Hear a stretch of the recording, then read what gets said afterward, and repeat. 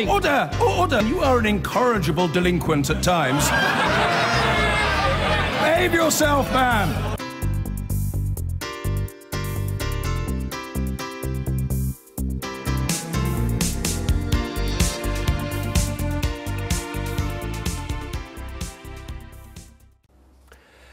Turmoil in Venezuela continues. The Constituent Assembly, elected controversially over the weekend, is due to be sworn in any time now. However, the company that provided the electronic voting system that was used over the weekend said it thinks the government's claims on the huge turnout were exaggerated. Given that the opposition were boycotting the vote, it was upon turnout that the legitimacy of the vote entirely depended. You would have seen last night that opposition leaders have been arrested and detained. The EU is thinking about its response, probably not sanctions at this stage, but within Venezuela, protests continue as it slides into disorder. Let's speak briefly to BBC's correspondent there, Will Grant, who's in Caracas. Will, just what's the latest, particularly on the swearing in of this Constituent Assembly, which I believe has been a bit late? That's right, Evan. It's been just another one of these really chaotic sort of ad hoc days in Venezuela where you wake up and the news is sort of moving more fast than most ordinary Venezuelans can keep up with. The announcement that you mentioned there in London by the company that runs the electronic voting system in Venezuela had real shockwaves here because, of course, the opposition say that the numbers were inflated, but to have their sort of claims supported by the very people who are counting the votes, or rather operating those systems, really they gives credibility to them and not to the Maduro government. Mr. Maduro is carrying on regardless, both with swearing in the duties which we expect to happen in the coming hours, and really with the socialist project more generally. Everything that's happening in terms of sanctions against him personally, sanctions against his top leadership. He's sort of wearing that as a badge of honour, if anything, and says it sort of shows that he's taking the right response to Washington. He's sort of puffing out his chest at Donald Trump. This has a long way to go, and as you quite rightly pointed out at the beginning there are more demonstrations, more conflict, and most ordinary Venezuelans just caught in the middle hoping that it doesn't turn bloody. Thank you very much indeed. Well, at one time, Venezuela looked to be a country that could cock a snook at the global establishment and neoliberalism. A left populist country, it attracted the attention of left-leaning politicians here. Venezuela was pioneering an alternative path, showing another way as possible, as Diane Abbott said 5 years ago. So, as it falls into disrepair, what is the left's interpretation of events there?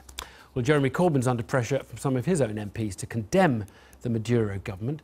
Joining me from Derby is the shadow Home Office Minister, Chris Williamson, and from Glasgow, the Telegraph commentator and former Labour Minister, Tom Harris.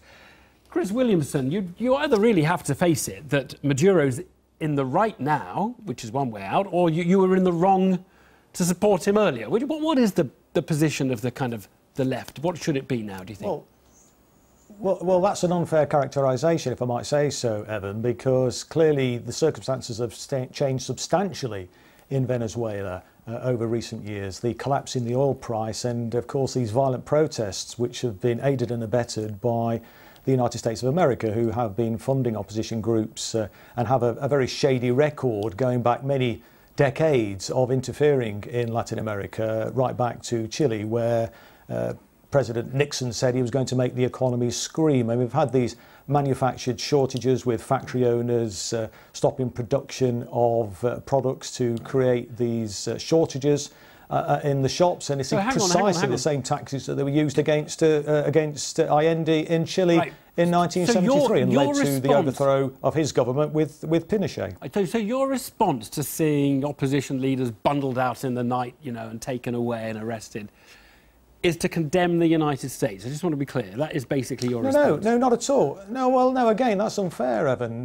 Human rights are inalienable and universal. And I'm not saying, and I'm not here as an apologist for the Venezuelan government. Clearly, they've made mistakes. They didn't do enough to diversify the economy. But look, they're under incredible pressure. And there's a very one-sided, one-eyed view of the situation there very often in the British media. I'm yet to hear any criticism of the right-wing opposition or indeed the United States intervention there and the sanctions. And clearly it can't be right, can it, in a situation where there is a massive crisis in Venezuela at the moment, to impose sanctions on the country? Surely it would be far better, wouldn't it, to actually try and bring the sides together, to facilitate talks and to encourage the the right-wing opposition to stop these protests on the street. Just imagine if this was happening in this country, or indeed in the United States of America. Many of the people involved in those protests, if it was in the US, would be facing prison terms of between 5 and 20 years. Let me put the same points to Tom Harris there. Do you think, are you among those who think Jeremy Corbyn should recant his old views and say, look, I utterly condemn what Maduro's doing?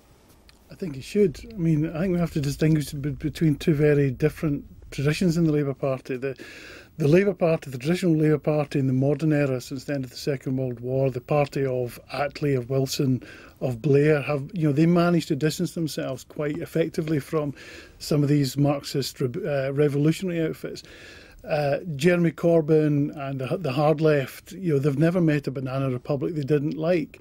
Now, when Jeremy Corbyn started talking about Venezuela and talked about how it was an example that Britain should follow, no one really paid much attention because he was an anonymous backbencher who was known to say eccentric things. But now that he's become leader of the Labour Party, and since he almost became Prime Minister, I think we have an absolute right to know whether he now regrets what he said or recants what he said. It would be a sign of political maturity, actually, if he came out of hiding and said, look, I got it wrong. Chris Williamson, do you think he'll do that? Well, I think there's certainly things that the Venezuelan government have got wrong, and that doesn't need to be called out. But I'm not sure what Tom is saying here. I mean, we know Tom is a free marketeer. But look, what was the situation like in Venezuela before Hugo Chavez came to power? It was a chaotic, terrible inequality in that country, grotesque poverty. Chris, let me ask you this. Just sorry, let me just measures that were brought. Let me just ask you this question. Do you think you're closer to Chavez Maduro in your political philosophy or Tony Blair? That's an interesting question. I mean, I think, look, I mean, I don't like to sort of characterise these things as a matter of left and right. It's really, for me, it's a question of right and wrong. Can you not answer that question? And when, Can you really not answer that question? Let me answer it in my own way. I mean, I think the point is, when a government is doing good things, as they certainly were under Hugo Chavez, huge reduction in poverty, investment in healthcare, housing, and really improve the quality of life for ordinary people, that's surely a good thing that we should celebrate, shouldn't we? So, trying to put up these sort of false dichotomies about, is it closer, you're close to Blair, or you're closer to Maduro, I think it's kind of an irrelevant question, really. Surely I have to give 5 seconds. Last word. I'm sorry. How can we get the sides back around a table and stop these protests going on the street? Tom, I'm sorry. We've given you far too little time. Just in a few words, would you not say that there's hypocrisy all over the place here? People don't condemn Saudi Arabia while they're condemning Venezuela. The important point is that nobody, certainly no one in the Labour Party, has ever looked at Saudi Arabia and said, hey, look, there's an example for Britain to follow, whereas Jeremy Corbyn has explicitly said, as has Diane Abbott, as has Chris Williamson, said that, using the example of Venezuela can benefit the people of Britain. Now, that is a shocking way to behave if you're not prepared to turn around and say, look, I got it wrong. This is a Marxist government that's locking up opposition, is killing people and torturing people. Doesn't matter what intervention has taken place by the United States. The CIA are not forcing Maduro's government to torture and imprison people, and they should be outright condemned, especially by the leader of the Labour Party. So sorry. Thanks both very much.